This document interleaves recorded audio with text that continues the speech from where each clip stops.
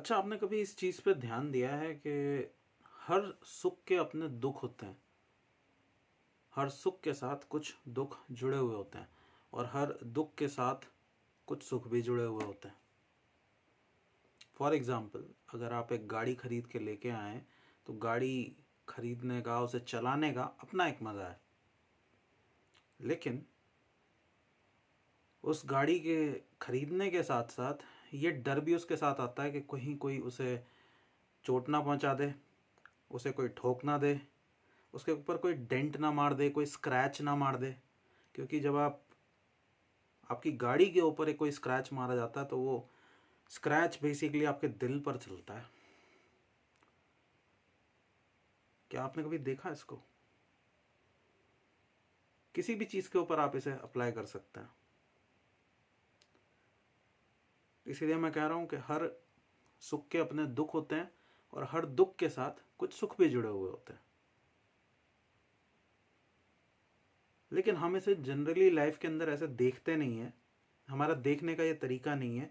हम उस चीज़ से मिलने वाले सुख को तो भोगना चाहते हैं, लेकिन उससे मिलने हुए दुख को नहीं भोगना चाहते। उसे हम छोड़ देना चाहते हैं, उसे हम फिल्टर आउट कर देना चाहते हैं कि भाई इस चीज़ से हमें सिर्फ हम जो भी एंजॉयमेंट ले सकते हैं, जो भी प्लेजर इससे एक्सट्रैक्ट कर सकते हैं वो तो मिले, लेकिन इसके साथ जितने जुड़े हुए नुकसान हैं, जो दर्द हैं, इस चीज़ के थ्रू जो मुझे पेन पहुंचाया जा सकता है वो ना हो। So that is simply not possible. बुरी खबर ये है, ऐसा होना बिल्कुल भी पॉसिबल नहीं है। और यही है कृष्णाज वे ऑफ लाइफ। हमारे जो कृष्ण ब्रो हैं, मैं इनको कृष्ण ब्रो बोलता हूँ। मैं भगवान नहीं मानता, मैं कृष्ण को अपना साथी दोस्त मानता हूँ। बड़े अच्छे मित्र हैं कृष्ण, दोस्त हैं। और वो ये चीज़ सिखा के मुझे गए हैं कि हर चीज़ का अपना एक सुख होता है और उस सुख के साथ जुड़े हुए कुछ दुख भी होते हैं। तो अगर आप उस चीज़ से संबंधित सुखों को अपनाना चाहते हैं, आप उसका इन्जॉयमेंट लेना चाहते हैं, उसके प्लेजर्स, उससे जुड़े हुए प्लेजर्स को, फॉर एग्जांपल मैंने गाड़ी का एग्जांपल आपको दिया था। गाड़ी से रिलेटेड आप जो जॉय है, गाड़ी खरीदने से, गाड़ी चलाने से आपको जो खुशी मिलती है, अगर आप उसका मज़ा लेना चाहते हैं तो आपको फिर ये भी फैक्ट स्वीकार करना पड़ेगा कि गाड़ी के ऊपर डेंट भी लगता है, गाड़ी के ऊपर स्क्रैचेस भी आते हैं, गाड़ी ख़राब भी होती है, गाड़ी की सर्विसिंग भी करानी होती है और गाड़ी से एक्सीडेंट्स भी होते हैं। यही कृष्ण गीता के अंदर सिखाते हैं जब वो कर्म की बात करते हैं, जब वो ज़िंदगी की बात करते हैं कि आप किसी चीज़ का एंजॉयमेंट तो लेना चाहते हैं, लेकिन उसके जो अदर साइड है, उसके साथ जो साइड इफ़ेक्ट्स आते हैं, उन साइड इफ़ेक्ट्स को आप नहीं एक्सेप्ट करना चाहते। आप ये चीज़ देखने को और स्वीकार करने को, इसे एक्सेप्ट करने को आप बिल्कुल भी राज़ी नहीं हैं कि हर सुख के साथ कुछ दुख भी आते हैं और हर दुख के साथ कुछ सुख भी आते हैं। तो अगर आप गाड़ी खरीद रहे हैं तो ये जान के खरीदिए कि भाई इसके साथ ये डेंट वाला जो प्रॉब्लम है वो तो आएगी ही आएगी। कम से कम जिस देश में हम रहते हैं उस देश के अंदर तो ये प्रॉब्लम आने ही आने वाली है। तो फिर आपको गाड़ी को मज़े से चलाने में कोई दिक्कत नहीं होगी। दूसरा एक और उदाहरण मैं आप लोगों को देता हूँ, एक और एग्जांपल मैं आप लोगों को देता हूँ। हर दर्द के साथ कुछ सुख कैसे आते हैं? आप लोगों ने देखा होगा, जवान लोगों को जिम का बड़ा शौक होता है, जिम जाने का, एक्सरसाइज करने का, बॉडी बिल्डिंग करने का बहुत शौक होता है। तो बॉडी बिल्डिंग के लिए, एक स्ट्रॉन्ग बॉडी बनाने के लिए, मसल्स बनाने के लिए आपको पहले बॉडी को पेन से गुजारना पड़ता है। जब तक आप उस दर्द से, उस कठिन परिश्रम से, उस पेन से अपने आप को नहीं गुजारेंगे, तब तक आपको एक स्ट्रॉन्ग बॉडी नहीं मिलेगी। एक रेजिस्टेंस ट्रेनिंग आपको करनी पड़ती है। जब तक आप उस रेजिस्टेंस से, उस दुख बड़े क्षण से अपने आप को नहीं निकालेंगे और जितने लोग भी बॉडी बिल्डिंग करते हैं वो इस चीज़ को बड़े अच्छे से जानते भी हैं, वो इस फैक्ट को डेली जीते भी हैं कि जब आप बॉडी को थकाते हो, बुरी तरह से थका, इनफैक्ट हल्का फुल्का नहीं, जब आप उसे बहुत बुरी तरह से थका देते हो, तो इवन बॉडी क्या करती है, बॉडी एक डिफेंस मैकेनिज्म रेडी करती है अगली बार उसी सेम ट्रेनिंग से, उसी सेम तरह की डिफ़िकल्टी से लड़ने के लिए। तो आप देखेंगे कि आप जितना वेट ट्रेनिंग करते जाएंगे आपकी बॉडी उसके लिए हैबिचुअल बनती जाएगी। नेक्स्ट टाइम आपको उससे पहले से ज़्यादा वेट, पहले से ज़्यादा रेजिस्टेंस या पहले से हैवी एक्सरसाइज आपको करनी पड़ेगी,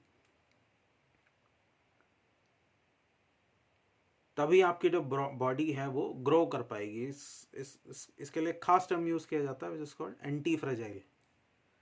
यानी जितना आप एंटी फ्रेजाइल का मीनिंग आप लोगों को पता होगा कि जिस चीज़ के ऊपर दबाव डालो तो चीज़ क्या होती है, वो टूट जाती है। एंटी फ्रेजाइल इसका उल्टा होता है कि अगर आप किसी चीज़ के ऊपर दबाव डालें, प्रेशर बनाएं, तो वो चीज़ उस प्रेशर के वजह से उतनी ही स्ट्रांग हो जाती है, उस प्रेशर की वजह से उतनी ही स्ट्रांग हो जाती है। तो हमारा माइंड और बॉडी इसी रूल के ऊपर काम करता है कि इसके ऊपर अगर आप प्रेशर बनाएंगे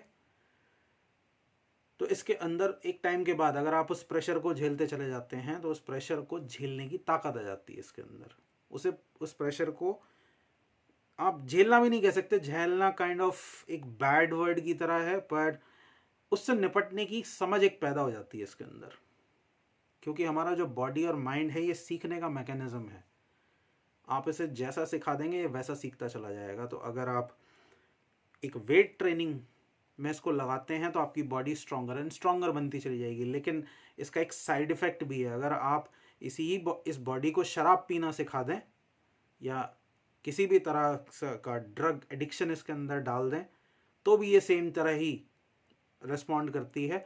आपको अगर एक पैक से नशा होता है तो अगली बार एक पैक से, एक हफ्ते आप एक पैक पीजिए, आपको नशा होना बंद हो जाएगा, आपको फिर 2 पैक की ज़रूरत पड़ेगी। वहाँ पर भी एंटी फ्रेजाइल का रूल काम करता है। आपको फिर 2 पैक, थोड़े टाइम आप 2 पैक से काम चलाइए, 2 पैक फिर आपके लिए कम पड़ने लगेंगे, फिर आप 3 पैक 4 पैक ऐसे करके आपके लिए पूरा बोतल कम पड़ जाएगी। आपको एक समय आएगा जब आपके एक समय आएगा जब एक बोतल पीने के बाद भी आपको कोई नशा नहीं होगा, लेकिन आपकी बॉडी अंदर से वीक होती चली जाएगी। तो बॉडी के लिए ये जो दोनों रूल हैं वो तो सेम है, आप इसे कैसे इस्तेमाल करना चाहते हैं ये टोटल आपके ऊपर डिपेंड करता है। तो कृष्णाज वे ऑफ लाइफ क्या है, कृष्ण के ज़िंदगी जीने का तरीका क्या है। कृष्ण इस रूल को, इस ज़िंदगी के रूल को बहुत अच्छे से समझते हैं कि हर दुख के साथ कुछ सुख आते हैं और हर सुख के अपने कुछ दुख भी होते हैं। तो अगर आपको किसी भी चीज़ से रिलेटेड सुख को भोगना है तो उससे आने वाले जो दुख हैं उन्हें भी भोगना पड़ेगा, उसे भी आप एक्सेप्ट कर लीजिए, पार्ट ऑफ लाइफ मान के उसे भी एक्सेप्ट कर लीजिए। फिर वो आपको दुख जैसा प्रतीत नहीं होगा, फिर वो आपको दुख की तरह नहीं लगेगा, क्योंकि आप जानते हैं कि ऐसा तो होने ही वाला था। फॉर एग्जाम्पल, आप इसे आई डोंट नो किसे कैसे डाइजेस्ट कर पाएंगे, बट मैं फिर भी इस एग्जाम्पल को देना चाहूँगा कि लाइक बच्चों को पैदा करना चाहते हैं, लेकिन अगर किसी बच्चे की मौत अपने माँ बाप से पहले हो जाए, वो पहले मर जाए, तो माँ बाप इस चीज़ को नहीं स्वीकारते, जबकि यही लाइफ का फैक्ट है।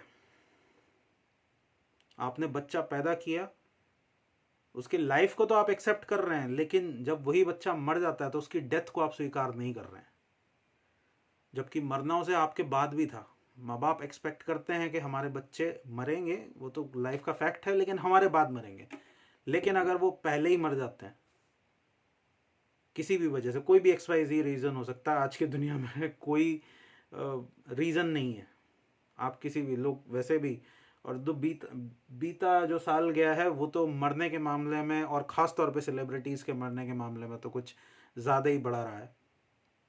इतने सारे लोगों ने सुसाइड किया है या डेथ हुई हैं किसी ना किसी वजह से, किसी की कैंसर से, किसी की हार्ट स्ट्रोक से। मेजर सुसाइड का तो ट्रेंड सही चल गया पिछले साल में। बट जो मेरा मेन पॉइंट है कहने का मतलब ये है कि अगर आप बच्चे के डेथ को सेलिब्रेट करते हैं तो उसके डेथ को आप बच्चे के बर्थ को सेलिब्रेट करते हैं, सॉरी डेथ को नहीं, आप अगर बच्चे के बर्थ को सेलिब्रेट करते हैं तो डेथ को सेलिब्रेट ना करें, लेकिन डेथ को एक्सेप्ट ज़रूर करें, क्योंकि यही लाइफ का फैक्ट है। और इसीलिए डेथ आपको दुख देती है, क्योंकि आप इसे एक्सेप्ट नहीं करते। आपने भले ही बच्चा पैदा किया, लेकिन मरना तो तय है, उसका कुछ किया नहीं जा सकता। This is the Krishna's ways of life, Krishna's way of life. Thank you.